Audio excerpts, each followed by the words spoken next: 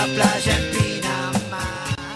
Bien, continuamos con la noche de Rafaela Noticias. Lo habíamos anunciado en el comienzo que iba a estar con nosotros dialogando Lilian Cooper, que es licenciada en Economía, recibida en la Universidad Nacional de Rosario. También tiene el máster, el teacher en lo que es la Universidad de American en USA. Bueno, tiene un extenso currículum como anunciábamos en el comienzo del programa. Y bueno, es una mujer que interactúa constantemente en las redes sociales, en la vida ciudadana. En el 2016 estuvo dando una charla en la Sociedad Rural de Rafaela que se llamaba Argentina Quo Vadis. Esto significa ¿a dónde vas? Es un término del latín, es bíblico, ¿sí? Esto es cuando Pedro estaba en Roma y bueno, y Nerón empezó a perseguir a los cristianos. Pedro se iba de Roma por la Vía Apia, que significa que es la calle principal de Roma, que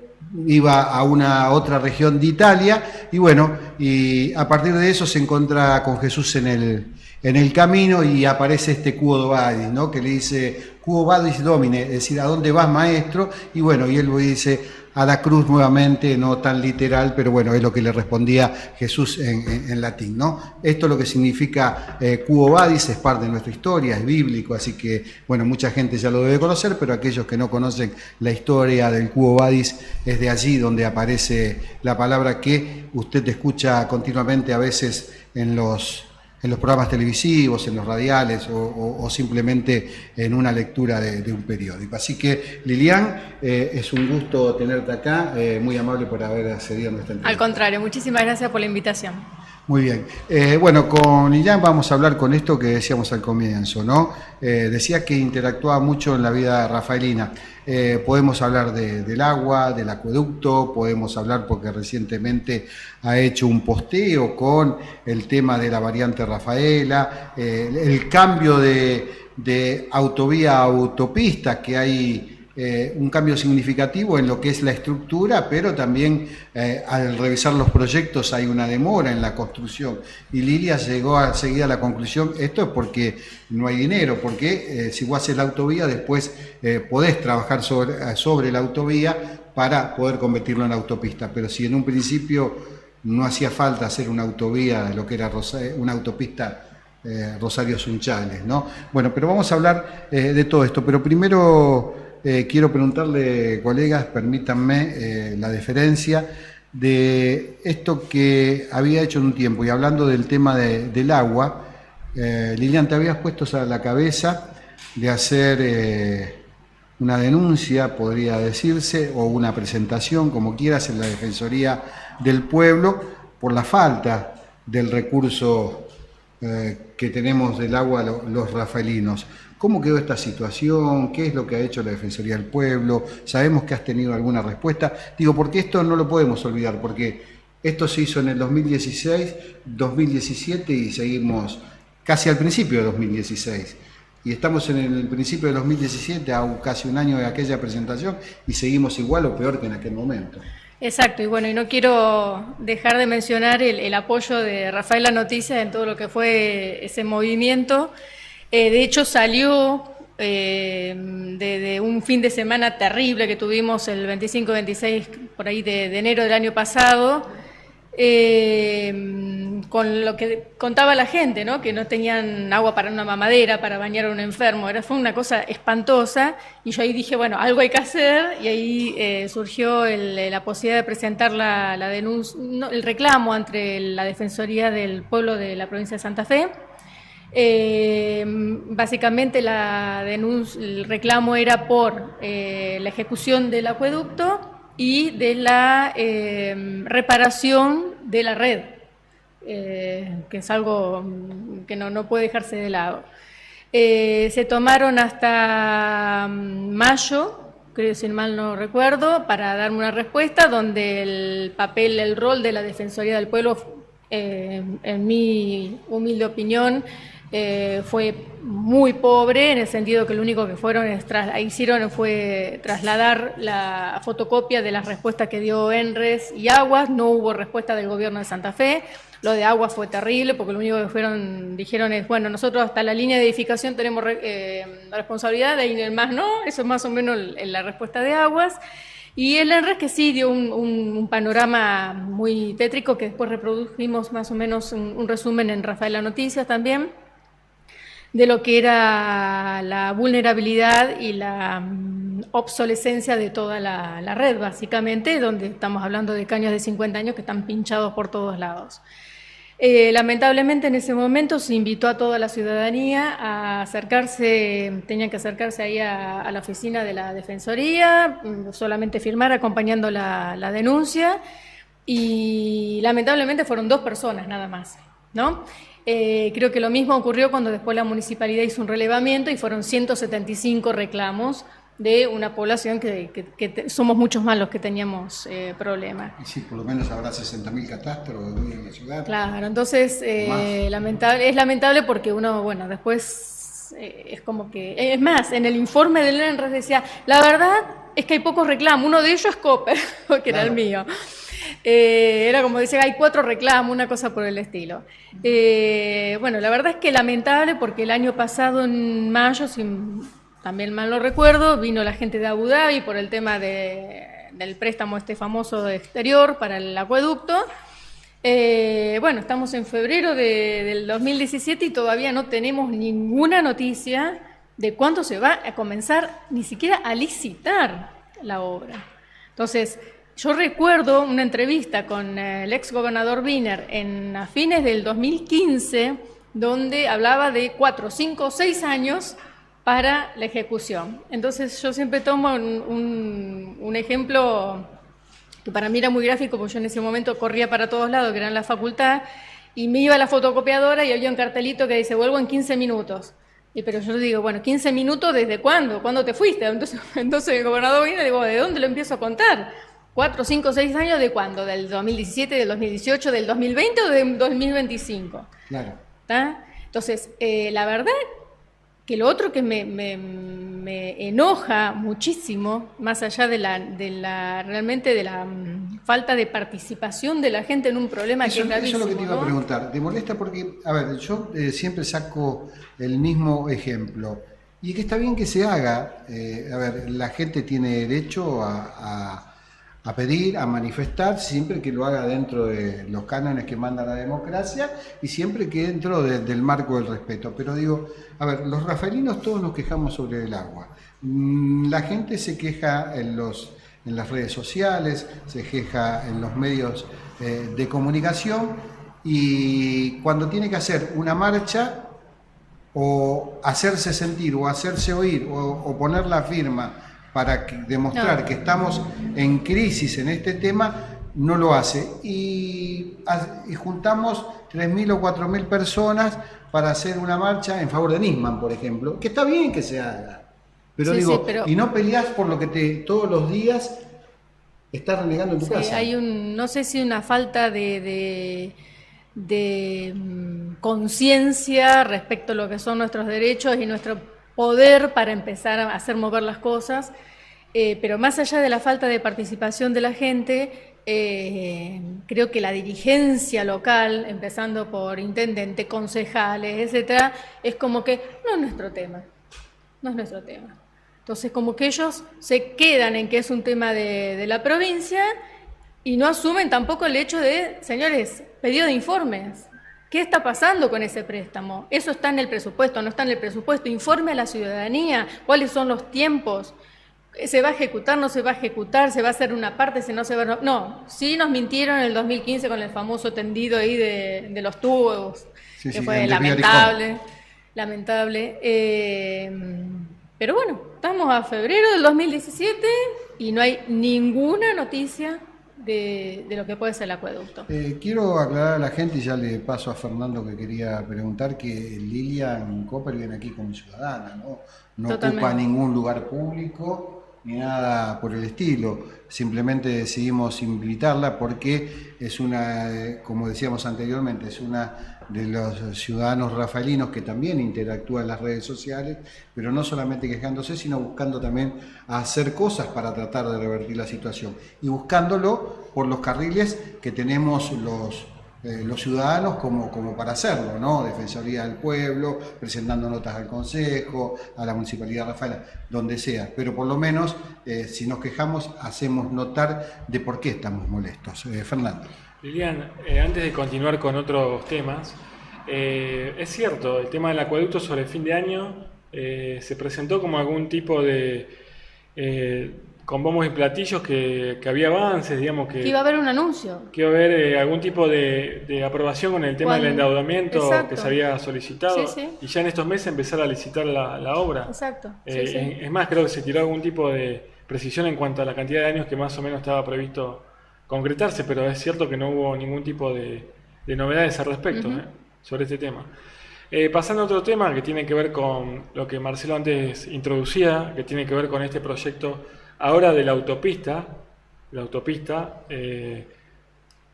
que Angélica Sunchales, tiene que ver con esta preocupación que se empezó a generar desde el ámbito del sector agropecuario sobre el proyecto, ¿no? Y la posibilidad de que esto genere algún tipo de anegamientos, ¿no? ¿Tuvieron algún tipo de información al respecto sobre cómo va a ser esta obra finalmente? Yo me desayuné de este posible cambio a fines del año pasado, creo que era diciembre, con un artículo periodístico, pero no tenía ninguna otra noticia. No soy ingeniera, pero sí viajo y sé lo que es una autopista, una autovía. Enseguida, pregunté qué significaba en términos de la ingeniería. Estamos hablando de ensanchar las vías, hacer rulos de acceso, puentes, nuevas expropiaciones.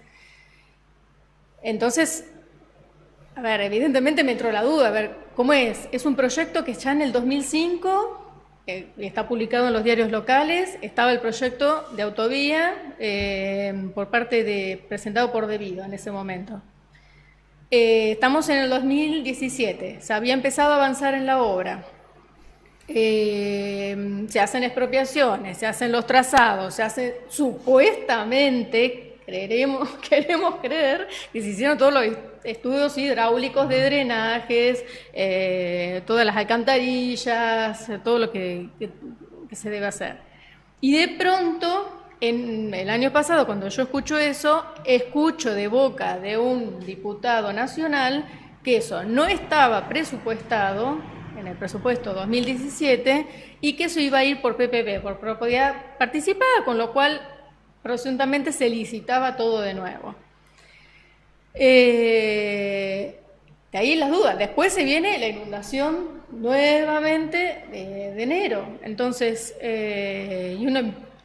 ahí empiezan a surgir todas las preguntas. Y nuevamente, como en el tema del acueducto, es ¿quién está informando? ¿Quién me puede decir hoy? Hay una comisión integrada por Pepe y Juan que están haciendo los análisis hidráulicos de toda esta nueva obra, de los cambios, de las nuevas cosas. Estamos poniéndole fecha, estamos poniéndole presupuesto. No hay nada. Sí sé, y ahí es mi preocupación como ciudadana, que nos seguimos matando en la ruta. Entonces, y ahí pongo un poco lo de economista, ¿no? Uno cuando toma decisiones pone en la balanza, o sea, costos y beneficios. Y yo digo, ¿cuál es el tema del autopista? ¿Ir a 150 kilómetros por hora? Yo no creo que sea un beneficio. Yo creo que tenemos que tener algo donde no nos estrellemos de frente, que ya sería un gran avance para no seguir perdiendo vidas como estamos por semana. Yo creo que tenemos por lo menos un accidente perdiendo vidas.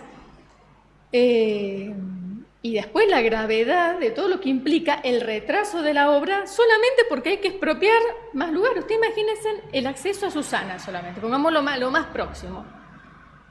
¿Cuánto más hay que ensanchar todo para hacer el puente el rulo, lo otro, las colectoras. O sea, estamos hablando de un proceso que comienza todo nuevamente. O sea, y nadie está diciendo nada. Eso es lo peor.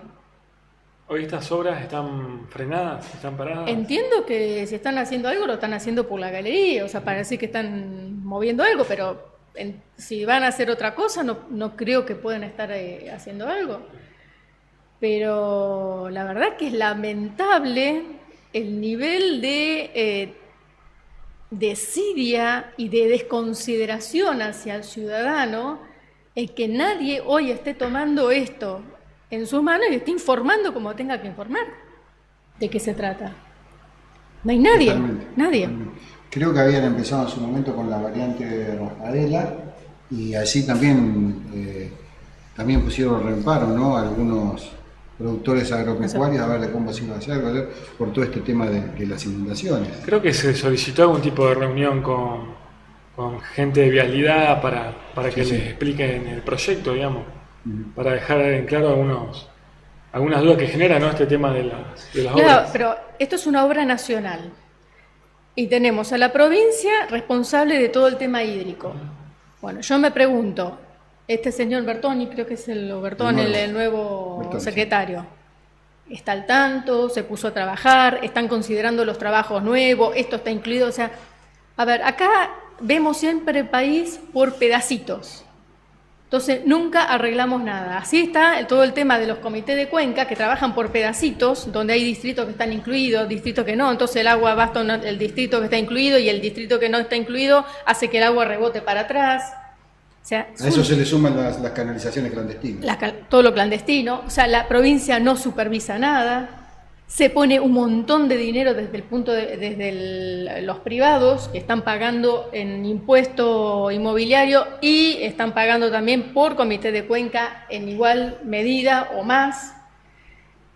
¿Está todo incluido? ¿Se está haciendo algo integral? Alguien está hablando diciendo, señores, ya está la comisión formada, estamos analizando, estamos mirando, No, vienen acá y dicen, no, ya firmamos el convenio para el canal no sé qué, Ulurú, qué sé yo, y le vamos a mandar el agua, no sé. Entonces saltan los de allá y dicen, no, pero nosotros no vamos a mandar. O sea, es de locos. Es decir, sálvese quien pueda. Sí, yo creo que esto lo dijo el otro día en un artículo muy, muy interesante el ingeniero Galeto.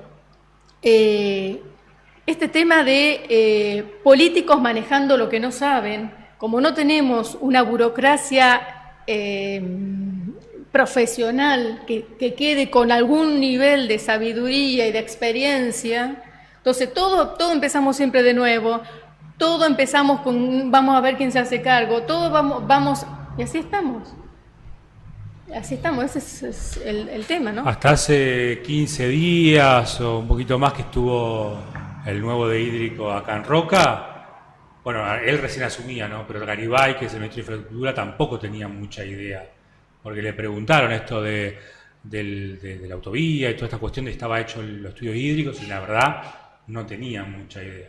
Es más, dijeron que la municipalidad de Rafael era la que tenía que aprobar también ciertos planos, pero no tenían mucha idea de eso. Así que a menos que se hayan puesto al tanto en estos últimos 15 días, más o menos como dice Lilian, ¿no?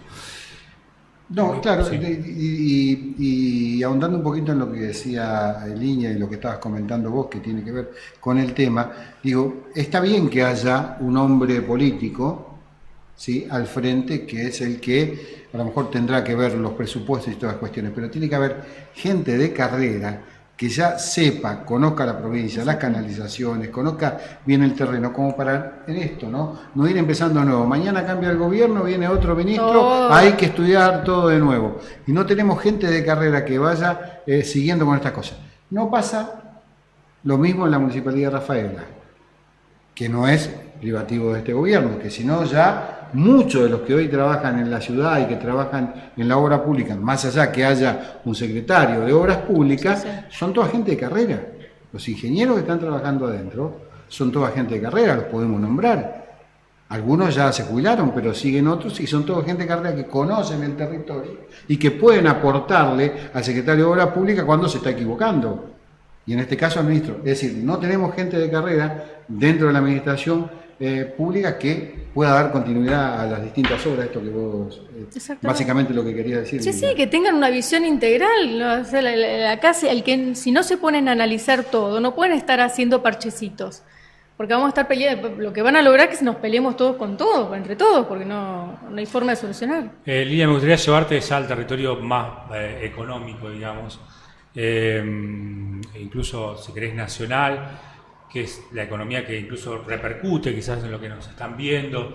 ¿Cómo estás viendo el panorama? ¿No es alentador? De acuerdo a las últimas entrevistas que hicimos nosotros acá, una baja muy importante de la construcción, Sí. con esto último que pasó, el recorte de jubilados que finalmente se dio marcha atrás.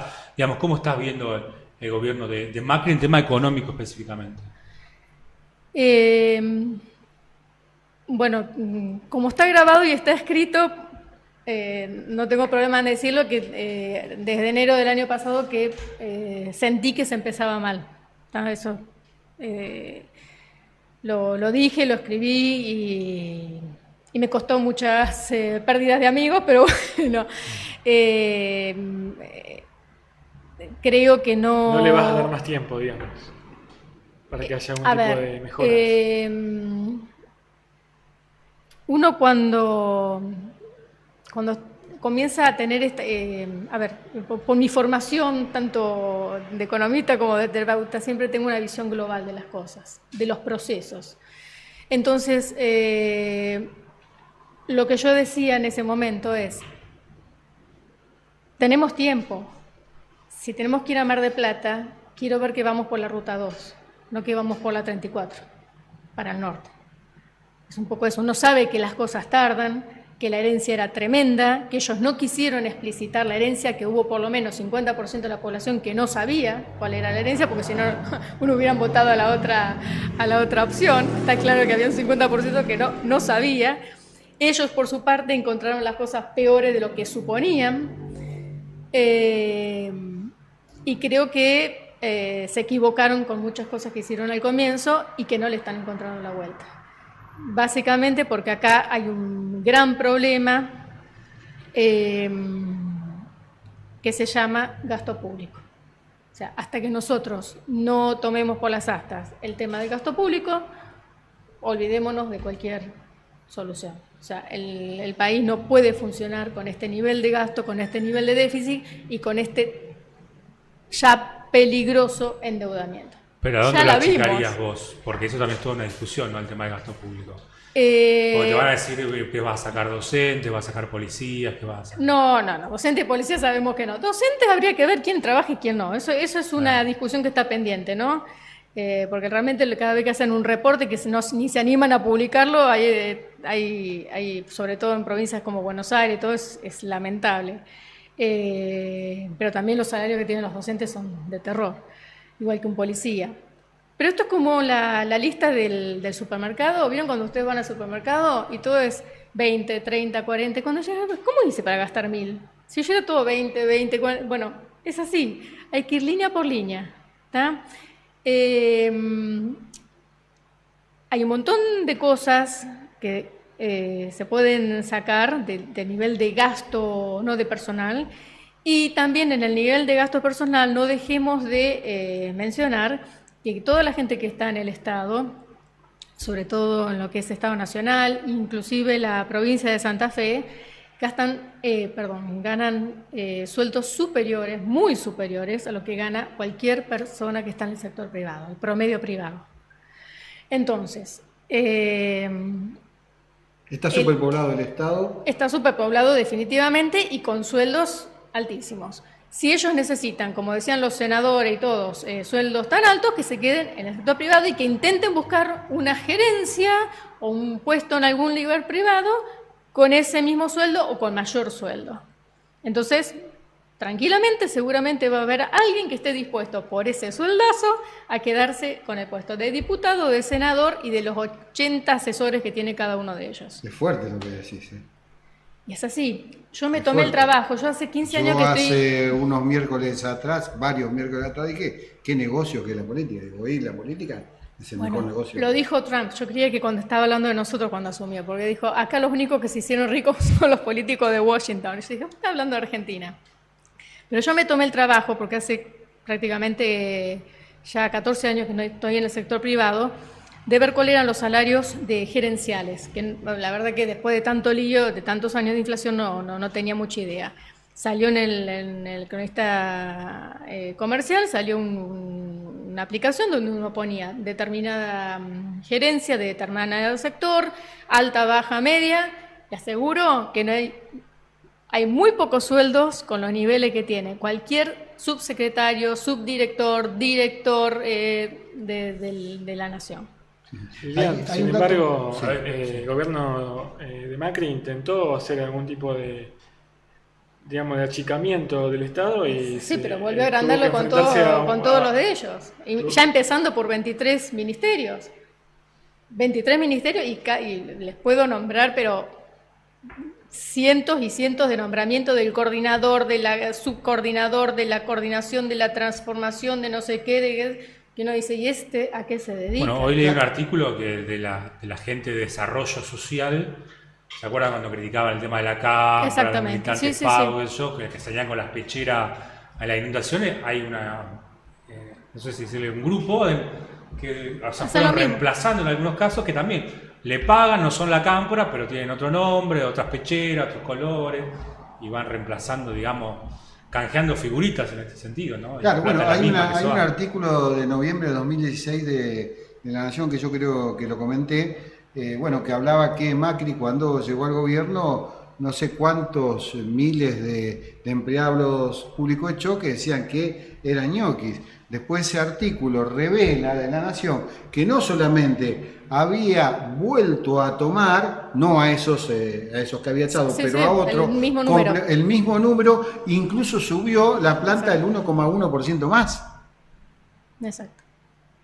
Es decir, sacó la gente que no era de él para poner la gente que era de él. Y esto es un poco, no se llamará la cámpora, se llamará de otra manera. Es decir, a ver, me parece que lo que hay que cambiar es el sistema. Es que hay que generar riqueza, Hay que no cambiar el puestos sistema. públicos. Ese es Nadie el tema. puede salirse del sistema. Ya. O sea, Hay que ver si lo evidentemente- logrará Trump. Trump es un presidente antisistema. ¿Lo logrará o terminará también dentro del sistema como terminan todos? Con alguna variante, con otra, pero a lo mejor termina dentro del sistema y siendo lo que es la democracia hoy en el mundo, ¿no? Ahí lo que puso ella es un tema, digo, para tocarlo complicado, el tema de los salarios del Estado, los desfasajes, teniendo en cuenta, corregime Lina, si no es así, que salió hace poco que la mitad de los argentinos ganan menos de 8.000 pesos, Sí. ¿no? El salario, teniendo en cuenta, creo que es la gente que está en negro, pero por ejemplo en Capital, que son salarios altos, un Claro. promedio da 18.000, 14.000, 18.000 Bueno, pesos. es una locura. Ahí está. Yo hablaba con Roberto Esquer hace 2 semanas atrás, me decía, nosotros, un metalúrgico, que estamos en 12.000 pesos. O sea, el aumento que vamos a tratar de conseguir es para salir de la pobreza, digamos. Y vos tenés sueldo, esto es subsecretario, coordinador. ¿De cuánto sueldo estamos hablando? Están arriba de 100.000 pesos fácil. ¿De cuánto? 100.000 pesos. 100.000 Sí, pesos. Sí. Para hacer... Bueno, no sabemos, para hacer- no sabemos qué escuchá sabemos esto, ¿no? Sí.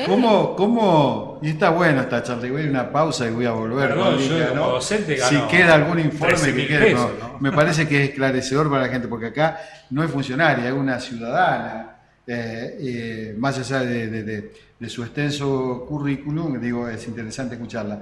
Pero, digo, ¿cómo repetimos como loros y a veces los mismos periodistas lo hacemos, y en esto tenemos que hacer una mea culpa, el informe oficial de gobierno, ¿sí? Para no ser pobre, una familia tiene que ganar 15 lucas, ¿sí? Si paga alquiler, 18, pero lo toman en Buenos Aires.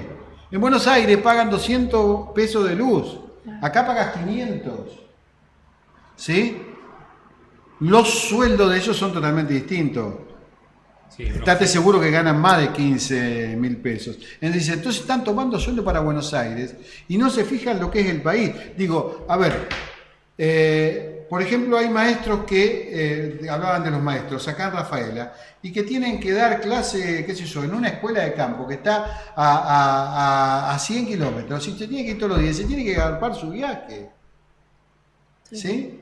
Y a lo mejor esos tienen contemplado otras cosas y otras cuestiones. A ver, un político tiene el desarraigo que cobra, por ejemplo.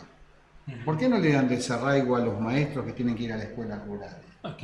Bueno, y privado no creo que nadie le pague el desarraigo, aparte, ¿no? Claro. Hasta tienen problemas cuando vienen de otro lugar, porque lo que necesita Rafael, a lo mejor una mano de obra calificada que no hay, tienen problemas hasta porque se conseguir una casa y tienen que pagar alquiler él. Yo te contrato por 60 lucas por mes, la casa bancátela vos. Digo, es decir, hay un desfasaje total.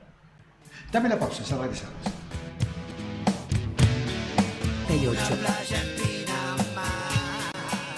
Bien, continuamos. Segunda parte que intervenimos con Lilia. Empezábamos a hacer una sola, pero bueno, los muchachos también se entusiasmaron porque se fueron picoteando distintos temas.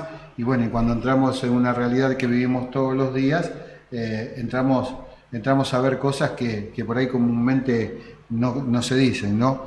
Y esto es un poquito para no subestimar a la gente y creer que podemos crearle la opinión a todo el mundo.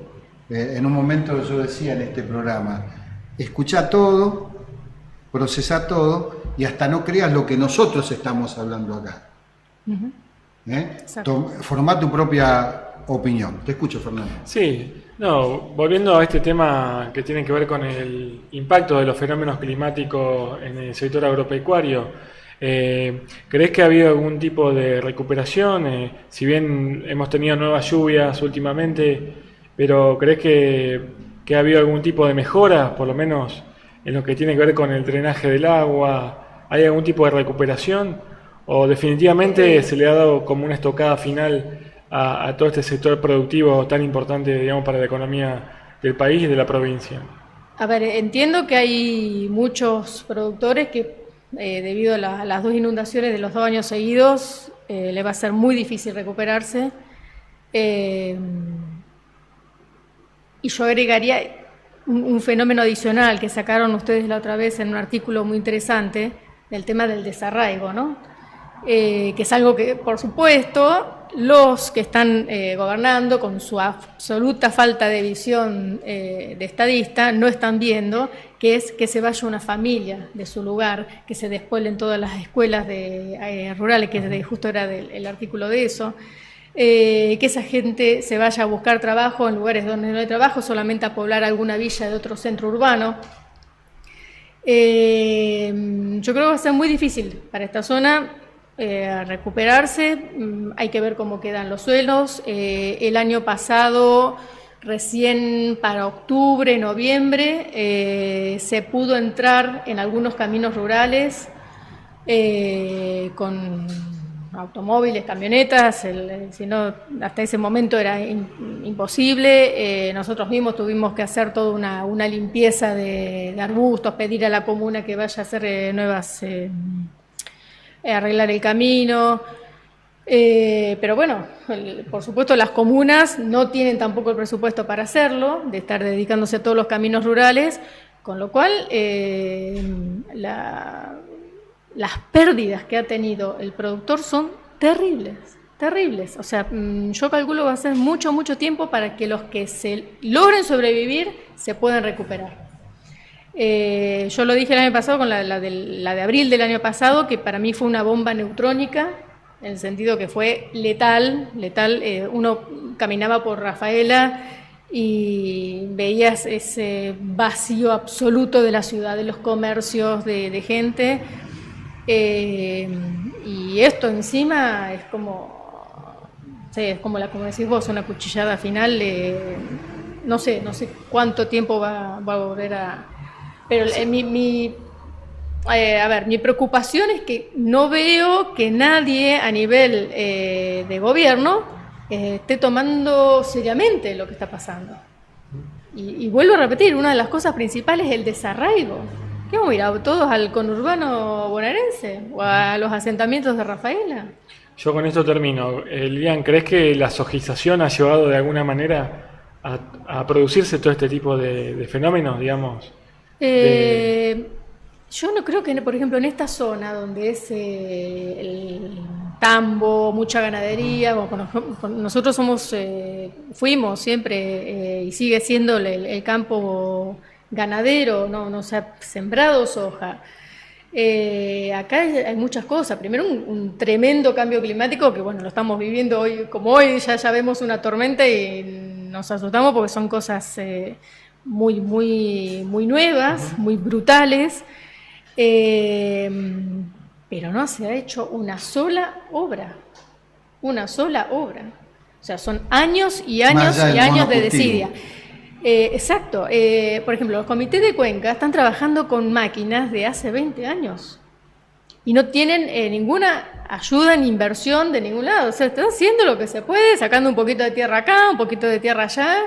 Y lo principal es que nunca se agarró la cuenca de abajo hacia arriba. O sea, nunca se hizo el trabajo de drenaje desde la desembocadura, todo lo que es salado, todo para arriba. Entonces, todo eso en algún momento se paga. Más allá de la urbanización, de los caminos, de ser que todos los hacen a la buena de Dios.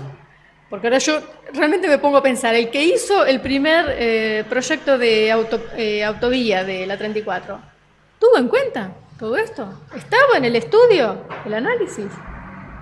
Uno se queda con la duda. Sí, ayer pusimos una nota de YAR, Argentina Sociedad Anónima, que habla de esto, ¿no? De un estudio donde hay una diferencia de un 40%, dice la noticia, de rinde por decisiones de manejos en el suelo, ¿no? Y bueno, es un poquito esto que hablaba, que el productor a veces, en esto de la subsidización, no se asesora en el manejo de suelo, no obtiene los mismos rindes y aparte pasa lo que pasa. Pero yo creo que más allá del monocultivo y la impermeabilización, la deforestación y la impermeabilización de la tierra, es decir, que no penetra el agua, yo creo que no se han hecho las obras necesarias de canalizaciones en la zona como para que esto no suceda, sí. ¿No? Más allá de eso. Julio. Sí, bueno, estamos en un país donde hemos destruido un poco la credibilidad de las estadísticas oficiales. Cada uno dirá, bueno, echará la culpa al gobierno anterior, a los medios de comunicación, lo que sea. El tema es que la credibilidad, cuando un político o un funcionario te dice un número, vos mirá con medio con desconfianza. Y por ahí a lo mejor el trabajo está hecho conciencia, no sabemos. Eso, por ejemplo, a nivel provincial, salió hace poco que la inflación fue del 32,9%. Entonces, y el aumento de sueldo del año pasado fue del 33%. Entonces, cuando vos te dices y te da justo, ya empezás a mirar con desconfianza. Y a lo mejor el IPEC tendrá su credibilidad o no. En un momento desapareció. Estaba viendo, por ejemplo, hace ayer dieron a conocer lo que es el índice de precios, 30,6%. ¿No? No sé qué números manejás vos, si querés estos números. Y bueno, respecto a la inflación, que habla del 18%. Por ejemplo, le escuchaba a María Eugenia Vidal, la propuesta a los docentes para Buenos Aires, le vamos a dar el 18%. Si es más, le vamos a compensar. El tema es que si uno no cree en el INDEC, en el IPEC o lo que sea, vos no querés cerrar por el 18%. Pues decir, bueno, ¿qué me garantiza a mí que el INDEC funciona, que el IPEC funciona, lo que sea? O sea, ¿se puede recuperar esa confianza? ¿Están las condiciones dadas para que uno le crea al INDEC, al IPEC, a las estadísticas oficiales o no? Para mí es muy difícil.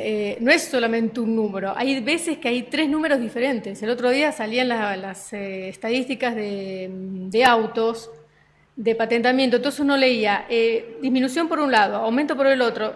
No se entendía nada. Es como que se mezcló todo y se reventaron todas las máquinas. Pero por otro lado, tenemos un grave problema de gran distorsión entre lo que es Capital y Gran Buenos Aires y el interior del país. O sea, cuando a mí me miden la inflación de Buenos Aires, me están midiendo antes el no aumento de tarifas, por ejemplo, en Buenos Aires, contra el sí aumento de tarifas del interior del país. Ahora estamos al revés, está aumentando más allá que lo que puede llegar a estar aumentando acá. Eso por un lado.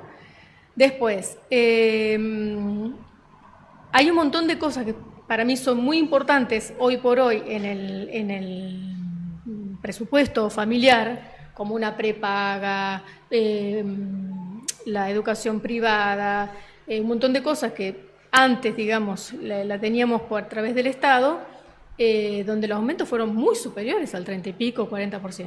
Las prepagas estuvieron arriba del 50%, no sé, lo que estábamos hablando antes del Wi-Fi, todo eso, cable, todas esas cosas, fueron muy superiores al 40%. Entonces, y son gastos importantes en el presupuesto familiar. Entonces, hoy realmente habría que empezar, yo entiendo que hicieron una gran tarea el INDEC de reconstruir lo que estaba destruido, pero evidentemente hay que también hacer una nueva canasta de lo que son hoy los gastos de una familia, que cambiaron totalmente a lo que podrían haber sido 10 años atrás cuando no existían un montón de cosas. La misma medicina privada se ha vuelto carísima en función de las nuevas leyes que han sacado, donde está el tema del plan médico obligatorio, la complejidad de los estudios, un montón de cosas que la encarecen muchísimo más de lo que era antes. Entonces, hay que barajar y dar de nuevo en todo, es muy difícil ver. Lo que yo no creo es que la inflación esté donde la están pronosticando el gobierno. Lilian, no nos queda más tiempo, nos tenemos que despedir. Se ha terminado ya el programa, realmente ha sido interesante dialogar contigo. Seguramente te vamos a invitar en otra oportunidad. Y bueno, y de esta manera sencilla, no tan didáctica, digo, y no tan rebuscada como a veces nos hablan, pudimos entender medianamente de lo que se trata la economía doméstica y bueno, esto que decís vos, ¿no? Argentina Quo Vadis. Así que muchísimas gracias por acceder a nuestro llamado y por haber compartido Rafaela Noticias TV. No, muchas gracias a ustedes. Bien. Bueno, nos vamos, chicos. Nos reencontramos el próximo miércoles. Quedó el informe tuyo, sí, Fernando. Yo quedé, y a medias el de julio. Pero ¿qué tenías sorprendido con tu ilustración, digamos, tu conocimiento de historia, de latín, de religión. A ver, ¿quién no leíste la Biblia vos? Yo la leí entera, 3 o 4 veces. Algo leí, pero no te puedo decir que leí la... Pero pero aparte es historia. Sí, sí. Algunos la toman, pero bueno, es historia. Sí, recuerdo una película con ese nombre. Una película con ese nombre. Una película de Hollywood. Sí, sí. Ajá. Bueno, le recomiendo que lea la Biblia. A lo mejor el próximo miércoles viene más bonito. Julio, muy buenas noches. Lilian, gracias. Gracias nuevamente. Nos vamos. Gracias, Marcia, allí nuestro camarógrafo. Leoninda también en la mesa técnica. Se ríe cuando le dicen Leoninda. Nos vamos. Hasta el próximo miércoles. Chao.